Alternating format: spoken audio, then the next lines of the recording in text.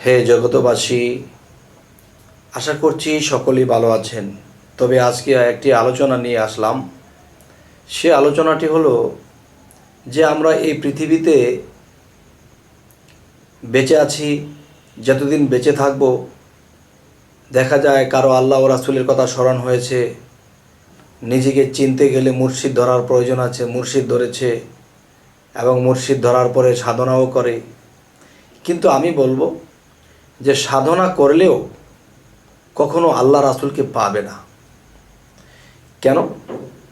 সাধনা হলো অসাধ্যকে বাধ্য করা, মানে আল্লাহকে পাওয়া, আল্লাহকে দেখা, আল্লাহর সাথে সম্পর্ক করা, এটা একটা অসাধ্য ব্যাপার। কিন্তু এই অসাধ্যকে সাধ্যে আনার জন্যেই কিন্তু মানুষের সাধনা করে। তবে সাধনা হলো একটি ভাষা এবং কর্ম একটি ভাষা এবং আমল একটি ভাষা। তো আজকের যে কথাটি বোঝাইতে চাইতেছি যে মানুষ যখন সাধন ভজনের মধ্যে মানুষ যখন খুব করতে থাকে, তখন দেখা যায় সেই মানুষটি আগাইতে পারে না। সাধন করতে করতে করতে করতে বেশ সাধন করেছে, কিন্তু না পাইলো আল্লাহর দেখা, না কোনো বিষয়ে আগাইতে পারলো, বা ওরকম জ্ঞান হলো না, এরকম বিষয় হয়ে দাঁড়ায়। তো আজকের আলোচনার মূল হলো যে সাধনা করার পরেও কেন মানুষ আল্লাহ ও রাসূলকে পায় না, সেটির মূল বিষয়টি আমি এখন বলছি। সেই মূল বিষয়টি হলো যে যারা মনে করে যে মুর্শিদ ধরতে হবে, ধরেছি, মুর্শিদের কাছে কি কি সাধনা নিতে হবে, কি কি আমল কর্ম করতে হবে তা করতেছি, এবং যা দিয়েছে তা করতেছি। করতে করতে একসময় দেখা যায় যে কেন করতেছি, যে মুর্শিদ ধরতে হবে আইন ধরেছি, সাধন করতে হবে আইন করতেছি, এই দিকে লক্ষ্য করে যে করতে হবে করতেছি। এই জন্য যদি কেউ সাধনা করে তাহলে সে কখনো আল্লাহ রাসূল পাবে না। তবে সাধনার পাশাপাশি তার মনের মধ্যে পূর্ণ প্রেম থাকতে হবে।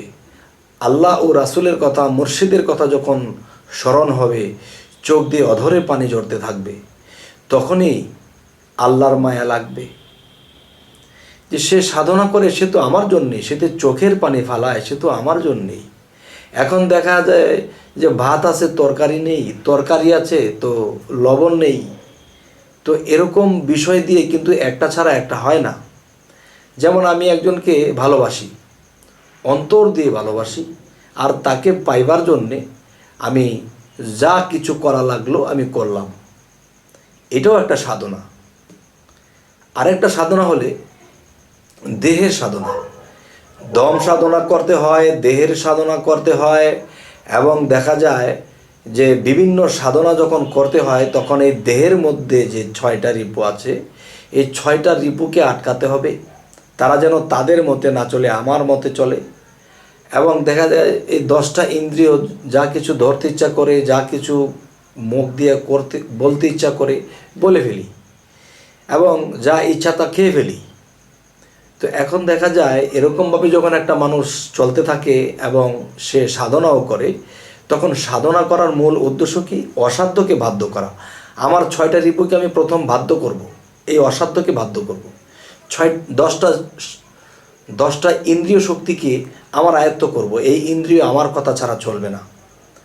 এবং দেখা গেছে যে সাধনা করতে হবে, করি না, সাধনার মূল উদ্দেশ্য হলো যে চোখের পানি দিয়ে জয় করতে হবে। আর চোখের পানি কখন আসে? একজন প্রেমিক যখন ফানাফিল্লা হয়ে যায় তখনই তার চোখের পানি আসে। তখন অন্তরে জিকির, হাতে পায়ে করতেছে ফিকির, এবং আল্লাহর স্মরণ রেখে চোখ দিয়ে পানি পড়তেছে অঝরে। তখন কি হয়? তখন সাধনা, কর্ম, জিকির, প্রেম, তরকারি, লবণ এবং ভাত সব কিছু আমার হাজির হলো। এখন যখন খাবো, এখন স্বাদ পাবো। তাহলে দেখা যায় সাধন করি, প্রেম নাই, প্রেম আছে সাধন নাই, একটা আছে তো আরেকটা নাই। তখন কি হবে? এরকম সাধনা করে কখনো আল্লাহ ও রাসূলকে পাওয়া সম্ভব নয়। এবং নিজের মধ্যে যে আত্মদর্শন, যে আত্মায় আল্লাহ মিশে আছে, আমার যখন আত্মদর্শন হবে, রুহ দর্শন হবে, তখন সেই রুহের স্রোতের মধ্যে আল্লাহর স্রোত মিশ্রিত, তখন আমি রুহুর স্রোত যখন দেখে ফেলবো, তখন আমার আল্লাহর স্রোতকে দেখে ফেলবো।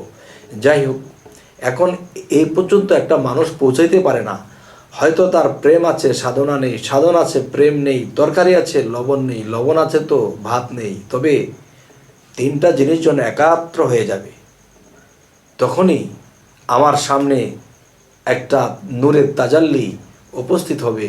তার রূপ আছে, স্রোত আছে, তার চোখ আছে, মুখ আছে, সে কথা বলতে পারে, আদর করতে জানে, সে আমাকে শিক্ষা দিতে জানে।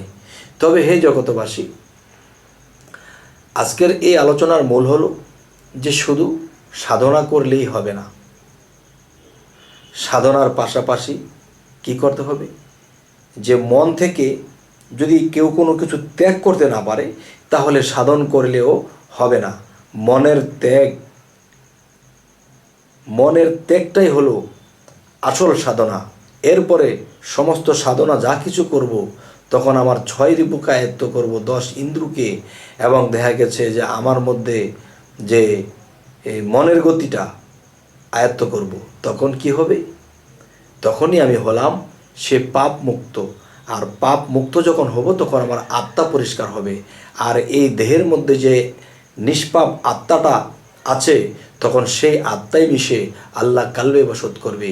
আর যখন আল্লাহ কালবে বসত করবে, তখন কি হবে, এই বান্দার মুখে দিয়ে কথা বলবে, এই বান্দার মুখে দিয়ে যদি কিছু বলে তো হয়ে যাবে।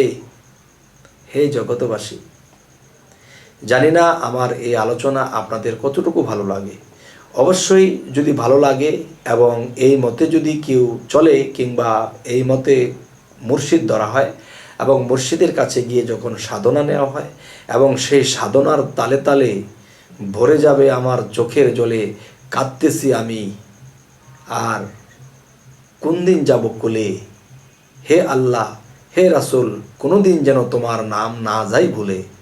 হে জগতবাসী, আজ এই বিষয়গুলো আলাপ করলাম, আপনাদের কেমন লাগলো আমাকে জানাবেন। তবে আমাদের চ্যানেলের কথাগুলো যদি আপনাদের ভালো লাগে, অবশ্যই সাবস্ক্রাইব করুন, পরবর্তীতে নোটিফিকেশন আপনাদের কাছে চলে যাবে। তো আজ এই বলেই রাখছি, সকলেই ভালো থাকবেন। আল্লাহ হাফিজ।